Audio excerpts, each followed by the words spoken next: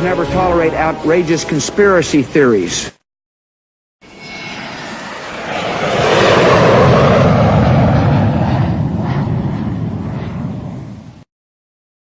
Setelah beberapa menit peristiwa pesawat menabrak menara WTC yang terjadi pada tanggal 11 September, pemberitaan menayangkan laporan-laporan khusus ke seluruh dunia. Namun laporan-laporan khusus yang ditayangkan adalah tayangan-tayangan yang sama dan hal ini terjadi berulang kali setiap hari. Diberitakan Osama adalah otak dari pelakunya dan ia harus bertanggung jawab. Foto-foto Osama pun selalu ditayangkan di setiap pemberitaan. Tetapi apakah sanggup beberapa orang mempertahankan sistem keamanan di udara dan dengan 4 buah pesawat yang berbeda? Dilaporkan pula bahwa runtuhnya Gedung 7 disebabkan oleh kebakaran. Tapi belum pernah terjadi api menghancurkan bangunan yang rangkanya dari baja. Bagaimana api mampu menghancurkan 3 menara itu sekaligus? Bagaimana dengan Gedung 7 yang juga ikut roboh? Mengapa mereka tidak menayangkan beritanya berulang-ulang? Mengapa hanya beberapa peristiwa tertentu yang selalu ditayangkan tanpa henti, sementara peristiwa yang lain diabaikan? Paling tidak FBI telah berhasil memecahkan kasus kejahatannya, dan dalam beberapa hari 19 foto dari para pembajak pesawat telah diperlihatkan. Sayangnya pemberitaan kemudian mengeluhkan bahwa beberapa dari para pembajak pesawat yang ada masih hidup. Apakah kasus kejahatan ini telah benar-benar terpecahkan?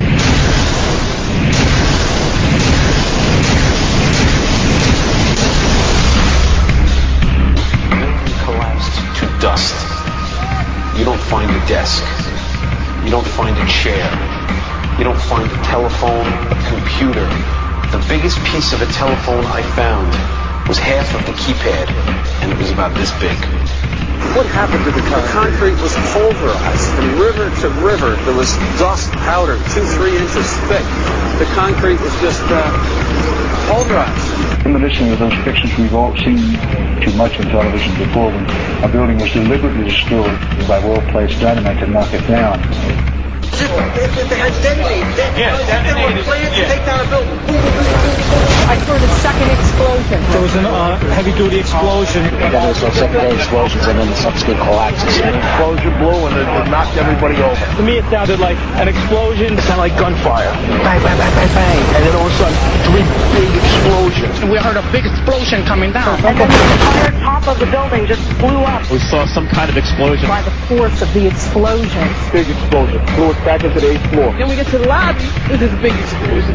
The lobby looked as though a bomb had exploded there. A huge explosion now raining debris. It's been a huge explosion. Huge explosion that we all heard and felt. We just witnessed some kind of follow-up explosion. We heard a very loud blast explosion. And a secondary explosion at Tower 1 here. That is another bomb going off. Here's He one of the thinks guys that there were actually devices that were planted in the building. Planted in the building. You gotta get back to me. All right. Get back. All right. Don't worry about it.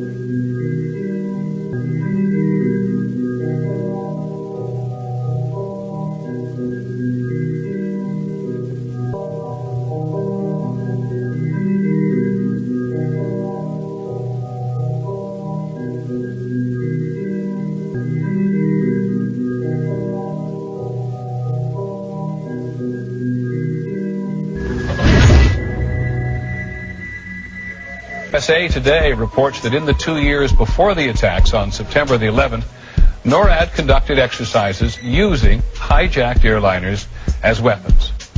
And one target was the World Trade Center.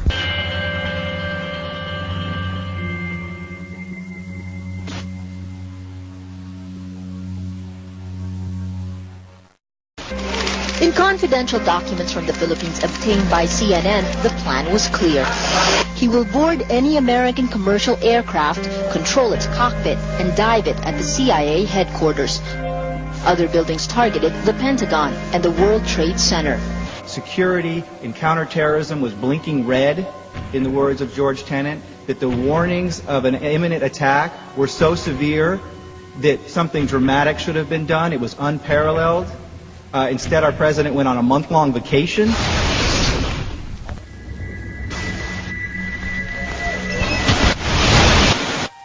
Pancake theory. according to which the fires, while not melting the steel, heated it up sufficiently to cause the floors weakened by the airplane strikes to break loose from the steel columns. And this started a chain reaction. So you would expect then from that theory, which is the official theory, to see a whole stack of floors piled up on top of each other and then a spindle of core columns standing too. The core of each of the twin towers consisted of 47 massive steel columns. If the floors had broken loose from them, these columns would have still been sticking up into the air 1,000 feet. The plane did not cut all those core columns.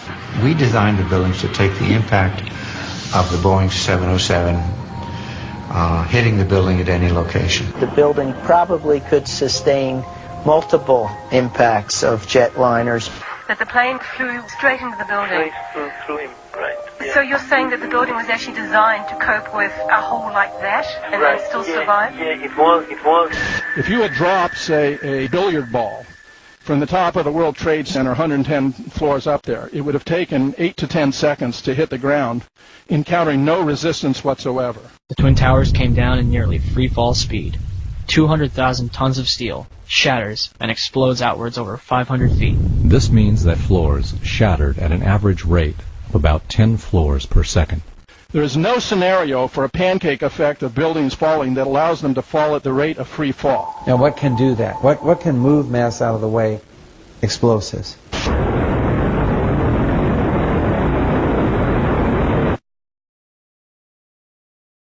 "47 huge steel columns going up the core. They're interconnected.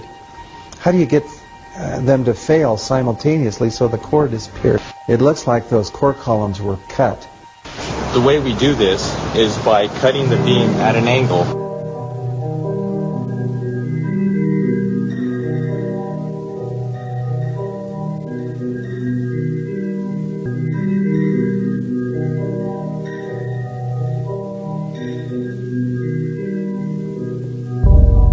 I started looking at the molten metal. All three buildings, both towers, in the rubble, in the basement areas, and Building 7, there's these pools of molten metal.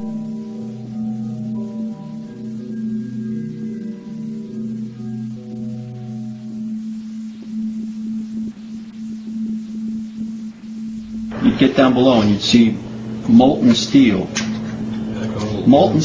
running down the channel rails, like you're in a foundry.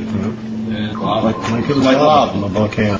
The molten steel was found 3, 4, and 5 weeks later, when the rubble was being removed.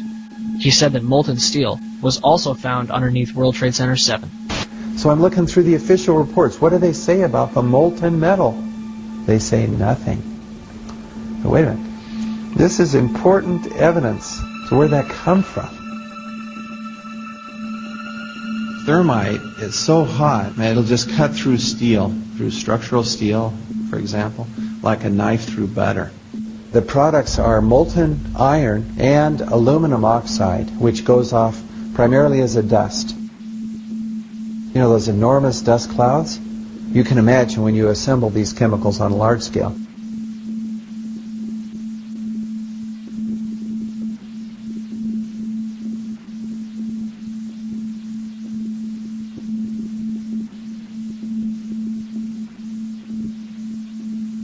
Molten metal pools under both towers after they collapsed, and Building 7. Now, Building 7 wasn't even hit by a jet. Part of the problem is that most people simply don't know much about Building 7 due to the extraordinary secrecy surrounding this collapse. And this was a 47-story skyscraper. This building fell at 5:25. It was not hit by a plane. This building had fires on only 2 or 3 floors. And it was brought down by what we know was a controlled demolition. Demolitions, they look just like that. A kink in the middle, and then that building just comes straight down, almost at free fall speed. They first blow one of the central columns so the building falls in on itself. Building 7 had a classic crimp, or wedge. Its central column was blown out first, so it didn't structurally damage buildings just a few feet away from it.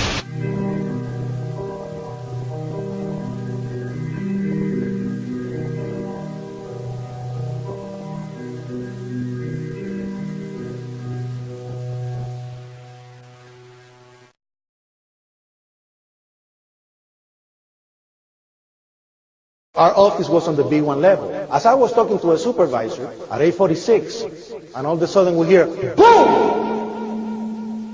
An explosion so hard that pushed us upwards. And it came from the basement between the B2 level and the B3 level. And when I went to verbalize, we hear, boom! The impact of the plane on the top. As I'm walking by the main freight corridor building in the corridor, that's when I got blown.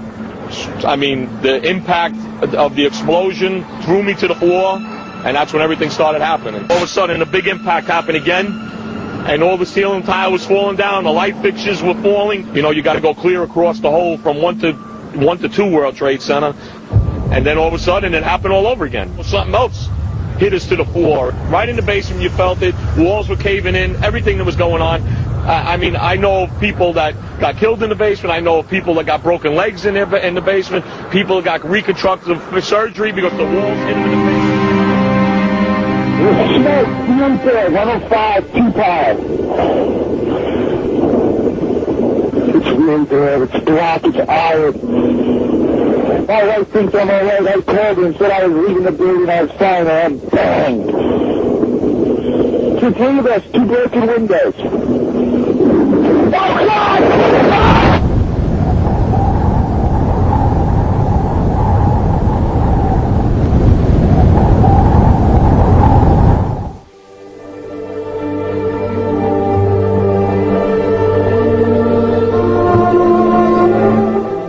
No second plane. It was a bomb. Bombed another building, not second plane. That was a bomb. Who said the second plane? That's what we're told, the second plane. We saw it on television. I saw everything. All right. Thanks a lot. This is...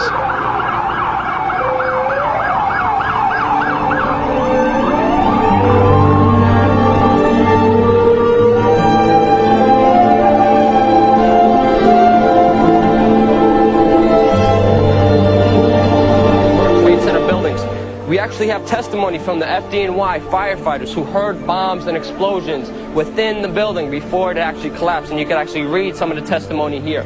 This is actually what happened to our air defense system on 9/11. NORAD has standard protocol that within 15 minutes when a plane goes off course, they scramble an F-16. There was no fighters protecting the U.S. air skies for 2 hours when 4 airplanes were off course. 9/11 was an inside job. Wake up, America. Wake up! You're losing your rights! You guys like tyranny? You like fascism? You like Nazi Germany? Because it's coming here! Here in America, right now! It's already here! Tyranny is here! Fascism is here! Wake up! 9/11 was an inside job! 9/11 is an inside job! It's a